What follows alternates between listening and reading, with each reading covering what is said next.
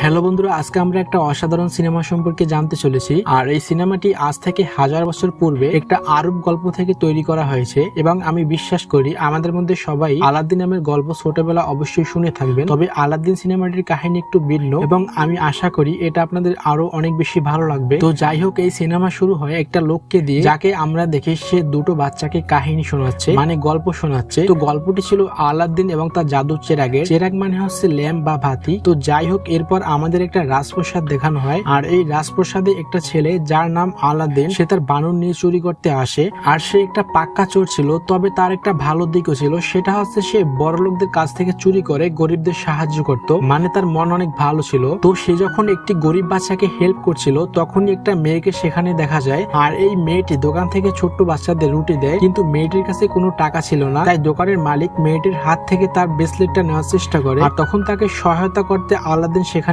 আসে। আর আলাদ্দিনের কাছে একেবারে জাদুবিদ্যার মতো চুরির স্কিল ছিল। তো সে দোকানের মালিককে চোখের দান্দা লাগিয়ে ব্রেসলেটটা নিয়ে তাকে বোকা বানিয়ে মেয়েটিকে নিয়ে চলে আসে। আর তখন দোকানের মালিক যখন বুঝতে পারে তাকে ঠকানো হয়েছে, তখন সে আলাদ্দিনের পিছনে তাদের লাগিয়ে দেয়। কিন্তু আলাদ্দিন ছিল খুবই স্মার্ট, সে সবাইকে বোকা বানিয়ে সেই মেয়েকে নিয়ে বাসায় চলে আসে। আর যখন আলাদ্দিন তাকে নিজের বাসায় নিয়ে আসে তখন মেয়েটি তাকে বলে তার নাম ঢালিয়া। আর আলাদ্দিন তার নিজের সম্পর্কে বলে সে এখানে আবু নামের ওই বানরের সাথে থাকে এবং ছোটবেলা তার বাবা মা মারা গিয়েছিল এবং সে একদমই একা। তো মেয়েটির দামি পোশাক এবং ব্রেসলেট দেখে আলাদ্দিন বলে তুমি নিশ্চয়ই রাজকুমারীর খাসবাদী। তখন মেয়েটি কিছু বলে না। আর আমরা দেখি কিছু জাহাজ আসছে এদিকে। তখন মেয়েটি বলে এখান থেকে আমাকে চলে যেতে হবে। তো সে আলাদ্দিনকে বলে আমার ব্রেসলেটটি দাও। আর ঠিক তখনই আলাদ্দিন ব্রেসলেটটা খোঁজার ভাব ধরে, কিন্তু মেয়েটি জানতো আলাদ্দিন হচ্ছে পাক্কা চোর। ও জেনে বুঝে হয়তো ব্রেসলেটটাকে বের করছে না আর ভাব ধরছে তার কাছ থেকে হারিয়ে গিয়েছে। তো এরপর মেয়েটি রেগে তাকে চোর বলে সেখান থেকে চলে যায়। আসলে আলাদ্দিন এটা করছিল হচ্ছে এজন্য যাতে সে ব্রেসলেটটি দেবার অজুহাতে আবার মেয়েটির সাথে দেখা করতে পারবে। তো তারপরের দেশে দেখা যায় রাজপ্রাসাদের মধ্যে জাফর নামের একজন মন্ত্রীকে। আর জাফর ছিল এই সিনেমার ভিলেন এবং সে এই রাজ্য দখল করতে চায়। আর এই রাজ্য দখল করার জন্য তার একটি বিশাল ক্ষমতার প্রয়োজন, আর সেটা হচ্ছে একটা জাদুর চেরাগ। আর ওই জাদুর চেরাগ একটা গুহায় রয়েছে, কিন্তু ওই গুহা হচ্ছে জীবন্ত। ওই গুহাতে শুধুমাত্র সেরকম মানুষই যেতে পারে যার মন পরিষ্কার বা যে অনেক ভালো মানুষ। কিন্তু জাফরের ভিতরে এমন কোনো কোয়ালিটি ছিল না যে ওই গুহা তাকে তার নিজের ভিতরে ঢুকতে দেবে। তাই লোভী জাফর ব্যর্থ হয়ে তার লোকদের এমন একজন মানুষকে খোঁজ করতে বলে যার ভিতরে এসব কোয়ালিটি রয়েছে। তো অন্যদিকে আমরা দেখি রাজপ্রাসাদের রাজা তার রাজকুমারীর জন্য বিয়ের আয়োজন করেছে, মানে বিভিন্ন রাজ্য থেকে রাজপুত্ররা এসেছে। আর তখনই আমরা দেখি আলাদ্দিনের একটু আগে যে মেয়েটি ছিল সেই আসলে রাজকুমারী, মানে সে আলাদ্দিনকে মিথ্যা কথা বলেছে। তো রাজকুমারীর নাম হচ্ছে জেসমিন, আর সে তার খাসবাদী বা চাকর ডালিয়ার নাম বলেছিল। তো যাই হোক, রাজকুমারী কাউকে পছন্দ করে না। আর এরপর আমরা দেখি জাফর ফিরে আসে, সুলতানকে বলে আমাদের সিরিয়ার উপর আক্রমণ করা উচিত, কিন্তু সুলতান উল্টো তার উপরে রেগে যায়, তার কথায় রাজি হয় না। আর জাফরের কাছে একটা জাদুর লাঠি ছিল, সে এটা দিয়ে যে কাউকে বসে আনতে পারতো। তো সেজন্য সে সুলতানকে বসে আনে এবং তার কথায় রাজি করিয়ে ফেলে। আর তখনই সেখানে জেসমিন আসে এবং সে তার বাবাকে বলে আমি সুলতান হতে চাই। কিন্তু সুলতান বলে কোনো মেয়ে সুলতান হতে পারে না, সেজন্য তোমাকে আরবের কোনো প্রিন্সকে বিয়ে করতে হবে, আর তারপর তোমার স্বামী সুলতান হবে এবং এই রাজত্ব সামলাবে। তো রাজকুমারী সেখান থেকে দুঃখী হয়ে নিজের ঘরে চলে আসে। আর তারপর আমরা দেখতে পাই রাজকুমারীর ব্রেসলেট ফেরত দেওয়ার জন্য রাজপ্রাসাদে আসছে আলাদ্দিন, কিন্তু শয়তান জাফরের যে তোতা পাখি ছিল সে এটা দেখে ফেলে এবং গিয়ে জাফরকে বলে। আর তারপর জাফর আলাদ্দিনকে ফলো করে এবং দেখে সে কত কৌশলের সাথে সবাইকে ফাঁকি দিয়ে রাজকুমারীর রুমে চলে গিয়েছে এবং সে তাদের কথায় বুঝতে পারে ছেলেটি অনেক ফ্রেশ এবং ওকে দিয়ে তার কাজটা হবে। তো এরপর আলাদ্দিন আর রাজকুমারী যখন কথা বলে তখন আমরা দেখি আলাদ্দিন তাকে ব্রেসলেটটা ফেরত দেয়, কিন্তু এর বিনিময়ে তার চুলের ক্লিপ আবারও নিয়ে নেয়। আর সে এটা এজন্যই করে যাতে সে এই অজুহাত দেখিয়ে সে তার কাছে আবারও আসতে পারে। কিন্তু ওদিকে জাফর তো তাকিয়ে রয়েছে। তো আলাদ্দিন যখন বের হয় তখনই জাফরের লোকেরা তাকে ধরে ফেলে। আর তারপর জাফরের লোক তাকে নিয়ে মরুভূমিতে সেই জাদুর ঘরের কাছে যায়। তো এরপর জাফর আলাদ্দিনের সাথে কথা বলে তুমি রাজপ্রাসাদে কেন গিয়েছিলে? তখন আলাদ্দিন বলে রাজকুমারীর খাস বাদীকে তার ব্রেসলেটটা ফেরত দিতে। কিন্তু তখন জাফর বলে তুমি যাকে বাদী মনে করছো বা চাকরানি মনে করছো সে চাকরানি নয়, সে হচ্ছে রাজকুমারী। আর তুমি যদি ওই রাজকুমারীকে বিয়ে করতে চাও বা নিজের করে পেতে চাও তাহলে তোমাকে অনেক টাকা পয়সার মালিক হতে হবে। আর এজন্য আমি তোমাকে একটা সুযোগ দিতে পারি, আর সেজন্য এখানে তোমাকে নিয়ে আসা হয়েছে। তো ওই জাদুর গুহায় তুমি যাবে আর সেখানে একটা চেরাগ পাবে, আর এটার বদলে আমি তোমাকে অনেক টাকা দিব এবং তুমি তারপর রাজকুমারীকে পেতে পারবে। তো আলাদ্দিন রাজকুমারীকে পাওয়ার স্বপ্নে সেখানে যাওয়ার যাওয়ার জন্য তৈরি হয়। তো এরপর সন্ধ্যার পর জাফরের সাথে সেই গুহায় চলে যায়, আর সে যখন গুহায় ঢুকতে যায় তখন গুহাটা ওকে ঢুকতে দেয়, কারণ আলাদিন অনেক স্পেশাল ছিল, মানে অনেক ভালো ছিল। তো সে যখন গুহায় যায় তখন দেখে চারপাশে প্রচুর সোনা এবং হীরার মণি পড়ে রয়েছে, কিন্তু সে কোনো কিছুর মধ্যে হাত লাগায় না, কারণ জাফর তাকে বলেছে তুমি গুহার মধ্যে চেরাগ ছাড়া অন্য কিছুতে যদি হাত দাও তাহলে গুহা রেগে যাবে এবং তোমাকে মেরে ফেলবে। তো সেই জন্য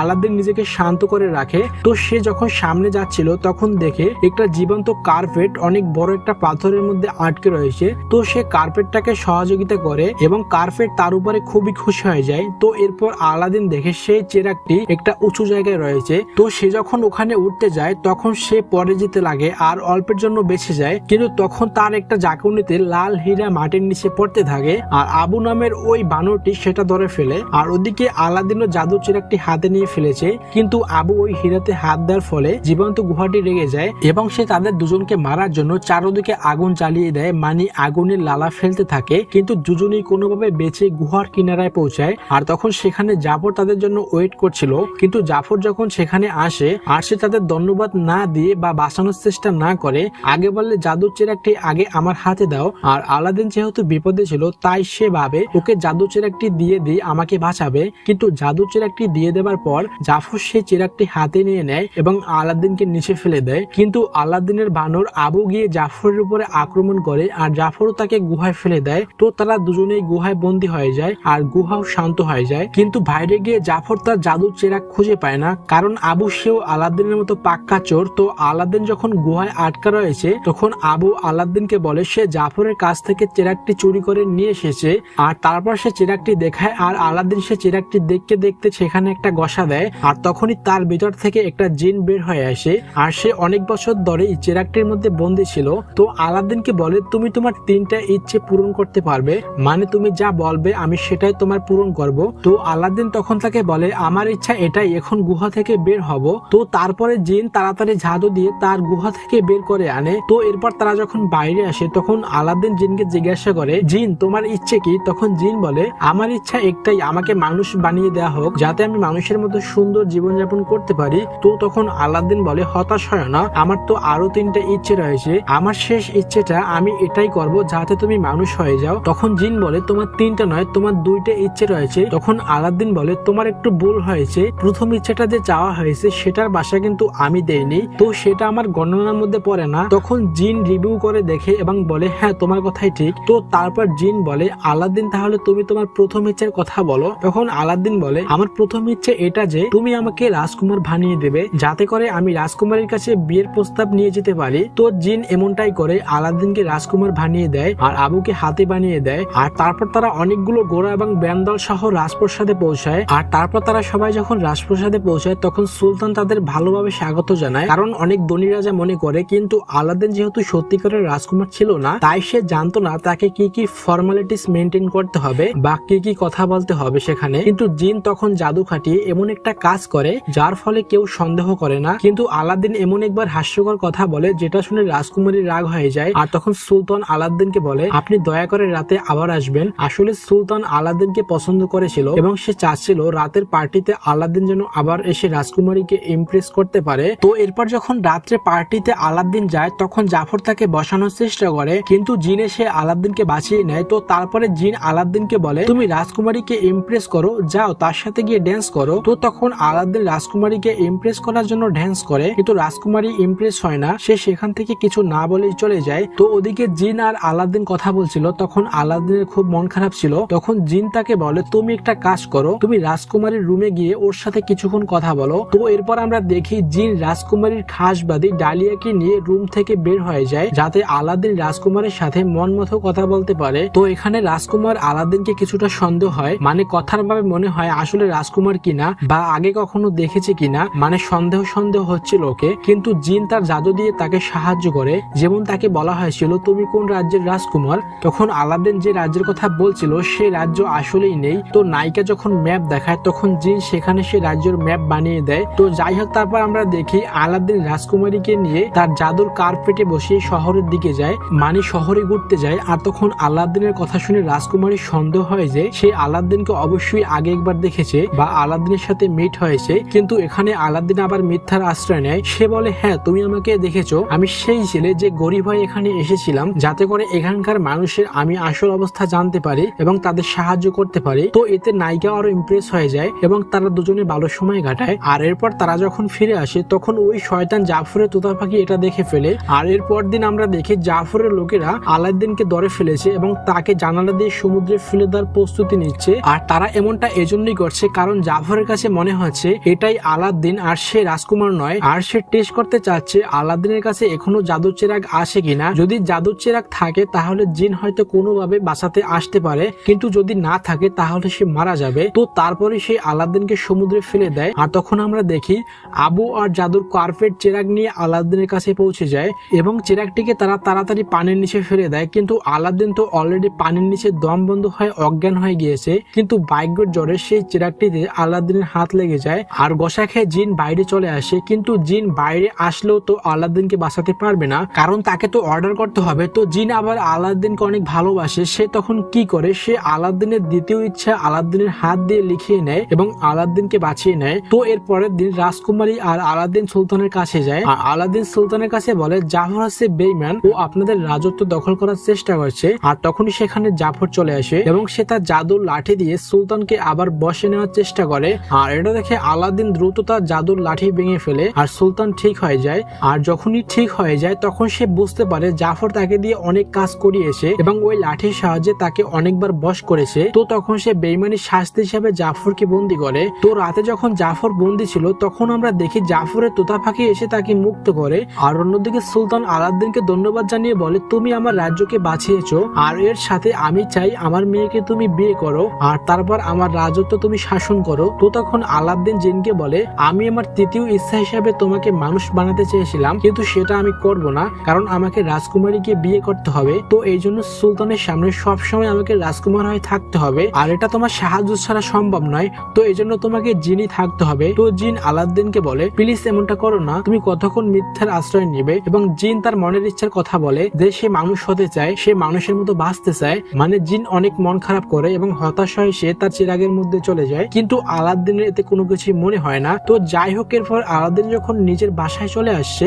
তখন রাস্তায় জাফর তার কাছ থেকে ওই চিরাগটি চুরি করে নেয়। কিন্তু পাক্কা চোর আলাউদ্দিন এটা বুঝতে পারে না। তার বাসায় ফিরে তার শুধু জিনের কথা মনে পড়ে এবং সে ফাইনালি ভাবে জিন একদম ঠিক কথা বলেছে, মিথ্যার আশ্রয় দিয়ে সে সত্যিকারের ভালোবাসা পাবে না। তাই সে রাজকুমারীকে সব সত্যি কথা বলে দিবে বলে ঠিক করে এবং সিদ্ধান্ত নেয় সে তৃতীয় ইচ্ছা দিয়ে জিনকে মানুষ বানিয়ে দিবে। আর যখনই সে তার ইচ্ছার পরিবর্তন করে তখনই সে দেখে তার কাছে চেরাগই নেই। আর অন্যদিকে দেখি আমরা চেরাগটি জাফরের কাছে চলে গিয়েছে আর চেরাগটি হাতে পেয়ে সে ইচ্ছে করে যে আমাকে এই রাজ্যের সুলতান বানিয়ে দাও। তো তখনই তাকে সুলতান বানিয়ে দেওয়া হয়। আর সুলতানের যে সেনাপতি ছিল আর সে সুলতানের খুবই খাস লোক ছিল, তাকেও বশ করে ফেলে এবং নিজের কন্ট্রোলে নিয়ে আসে আর সুলতানকে সাধারণ মানুষ বানিয়ে ফেলে। আর তখনই আমরা দেখি রাজকুমারী যেটা করে, সে সেনাপতিকে বলে তুমি এটা কি করছো, তুমি স্বার্থপর খারাপ মানুষটাকে তুমি সাহায্য করবে যে শুধুমাত্র নিজের কথা চিন্তা করে। এটা শুনে সেনাপতির জ্ঞান ঠিক হয় এবং সে জাফরের বিরোধিতা করে। আর তখন জাফর অনেক রেগে যায় আর সে জিনকে বলে আমাকে সবচেয়ে বড় পাওয়ারফুল মেজিশিয়ান বানিয়ে দাও। আর মেজিশিয়ান হলে হবে কি, ও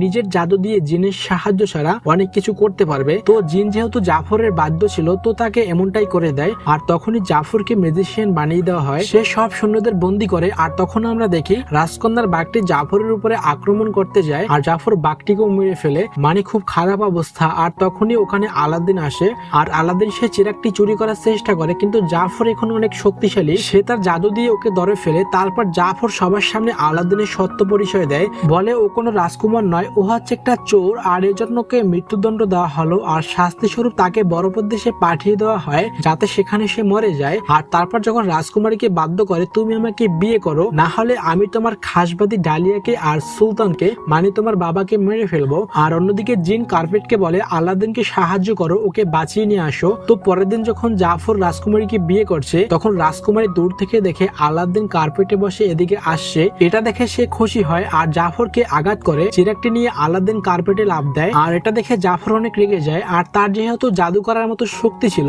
তাই সে তার জাদুর শক্তি দিয়ে তার তোতা পাখিকে একটা বিশাল মনস্টার পাখিতে রূপান্তর করে দেয়। আর তারপর সে আলাউদ্দিনের কাছ থেকে সে চিরাগটি ছিনিয়ে নেয়, কিন্তু পিছন থেকে তখন সুলতান জাফরের যে জাদুর লাঠি ছিল সেটা নিচে ফেলে দেয় আর তখনই সেটা ভেঙে যায় আর এর ফলে জাদু নষ্ট হয়ে যায়, সেই তোতা পাখি ছোট হয়ে যায়। আর তখন আলাউদ্দিনের বানর আবু গিয়ে সেই চিরাগটি তার কাছ থেকে উদ্ধার করে। কিন্তু এরপরেও জাফর অনেক শক্তিশালী ছিল, সে তার জাদু দিয়ে আলাউদ্দিন এবং জেসমিনকে আবারও বন্দি করে ফেলে। তো জাফর যখন আলাউদ্দিনকে মেরেই ফেলবে তখন আলাউদ্দিন একটা ট্রিক্স খাটায়, তখন বলে তুমি যত বড়ই ম্যাজিশিয়ান হও না কেন তুমি এই চেরাগের জিনের চেয়েও কখনো বেশি পাওয়ারফুল হতে পারবে না, মানে ওই জিনের মতো হতে পারবে না। তো এটা দেখে আসলে জাফর ভাবে ঠিকই তো, আর সে জিনকে বলে তুমি আমাকে তোমার মতো বানিয়ে দাও, আমি সবচেয়ে বেশি পাওয়ারফুল হতে চাই।